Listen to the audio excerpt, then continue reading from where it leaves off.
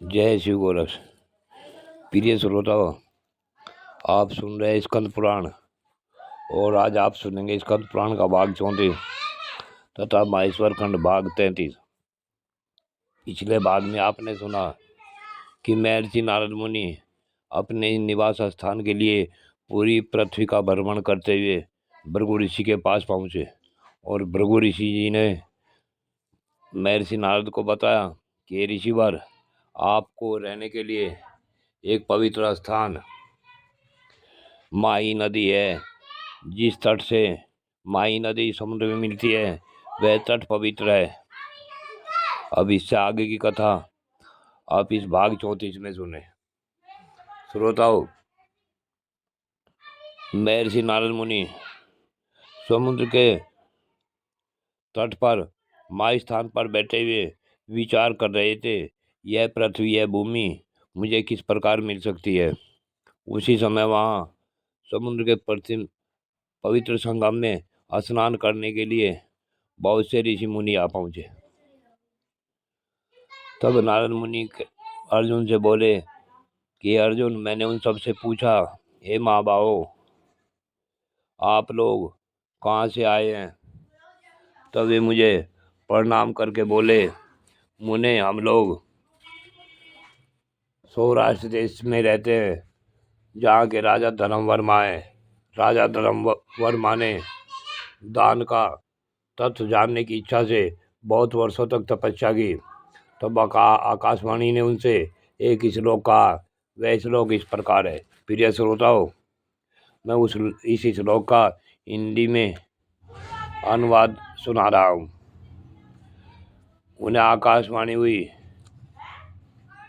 कि दान के 2 हेतु, 6 अधिष्ठान, 6 अंग, 2 प्रकार के परिणाम, 4 प्रकार, 3 भेद और 3 विनाश साधन है, ऐसा कहा जाता है। यह एक श्लोक मात्र कहकर आकाशवाणी मौन हो गई। हे नारद जी, राजा के पूछने पर भी आकाशवाणी ने इस श्लोक का अर्थ नहीं बतलाया। तब महाराज धर्मवर्मा ने ढिंढोरा पिटवाकर यह घोषणा कराई कि जो मेरी तपस्या द्वारा प्राप्त हुए इस श्लोक की ठीक ठीक व्याख्या कर देगा, उसे मैं 7 लाख गोएं, इतनी स्वर्ण मुद्राएं तथा 7 गांव दूंगा। डंके की चोट पर राजा की वह महती घोषणा सुनकर अनेक देशों से के बहुत से ब्राह्मण वहाँ गए। नारद जी, हम भी धन के लोभ में वहाँ गए थे, किंतु इस श्लोक सुरबोध होने के कारण उसकी व्याख्या न करके यहाँ लौट आए हैं और अब तीर्थ यात्रा के लिए जाते हैं।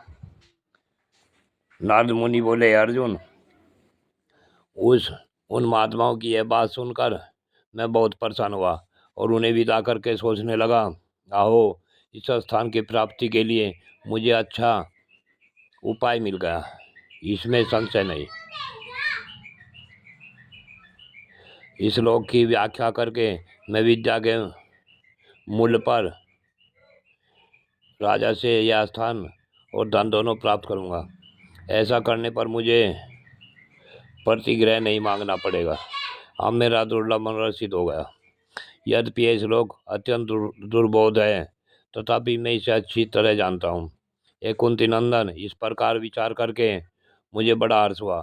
फिर उस महिसागर संगम तीर्थ को बार बार प्रणाम करके मैं वहां से चला और वृद्ध ब्राह्मण का रूप धारण करके राजा धर्मवर्मा के पास जा पहुंचा। वहां जाकर मैंने राजा से इस प्रकार कहा, हे नरेंद्र, मुझसे श्लोक की व्याख्या सुनिए और इसके बदले में जो कुछ देने के लिए आपने ढिंढोरा पिटवाया है उसकी यथार्थता प्रकट कीजिए। मेरा ऐसा कहने पर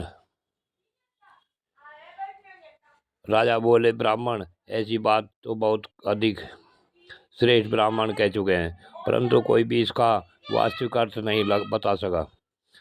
दान के वे दोनों हेतु कौन है? 6 अधिष्ठान कौन से बताए गए हैं? 6 अंग कौन है? 2 फल कौन माने गए हैं? वे 4 प्रकार और 3 भेद कौन कौन से हैं? तथा दान के 3 विनाश साधन कौन कौन से बताए गए हैं? ये सब स्पष्ट रूप से वर्णन कीजिए। हे विप्रवर, यदि इन 7 प्रश्नों को आप भली भांति स्पष्ट करके बतला दे सकेंगे तो मैं आपको 7 लाख गांव, इतनी स्वर्ण मुद्रा तथा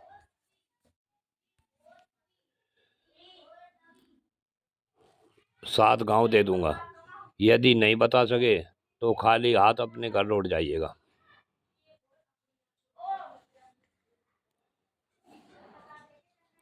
हे अर्जुन, उनका ऐसा कहने पर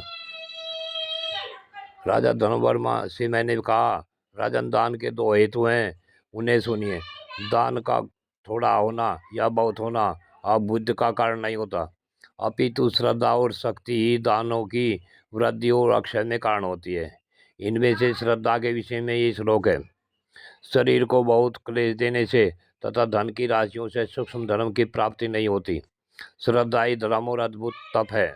श्रद्धा ही स्वर्ग और मोक्ष है तथा श्रद्धा ही संपूर्ण जगत है। यदि कोई बिना श्रद्धा के अपना सर्वस्व दे दे अथवा अपना जीवन भी निछावर कर दे तो भी वे उसका कोई फल नहीं पाता। इसलिए सबको श्रद्धालु होना चाहिए। श्रद्धा से ही धर्म का साधन किया जाता है, धन की बहुत बड़ी राशि से नहीं, क्योंकि अकिंचन ऋषि मुनि श्रद्धालु होने के कारण ही स्वर्गलोक में गए हैं। देहधारियों में उनके स्वभाव के अनुसार होने वाली श्रद्धा 3 प्रकार की होती है। सात्विकी, राजसी और तामसी। उसे सुनिए। सात्विकी श्रद्धा वाले पुरुष देवताओं की पूजा करते हैं। राजसी श्रद्धा वाले लोग यक्षों और राक्षसों को पूजते हैं तथा तामसी श्रद्धा वाले मनुष्य प्रेतों, भूतों और पिशाचों की पूजा किया करते हैं। इसलिए श्रद्धावान पुरुष अपने न्यायोपार्जित धन का सत्पात्र के लिए जो दान करते हैं वह थोड़ा भी हो तो उसी से भगवान शिव प्रसन्न हो जाते हैं। प्रिय श्रोताओं, यह अध्याय, यह जो कथा कही गई है, यह आप सबके समझने के लिए है।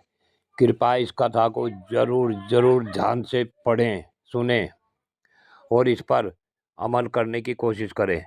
इसी का अगला भाग आगे की कथा में सुनाया जाएगा।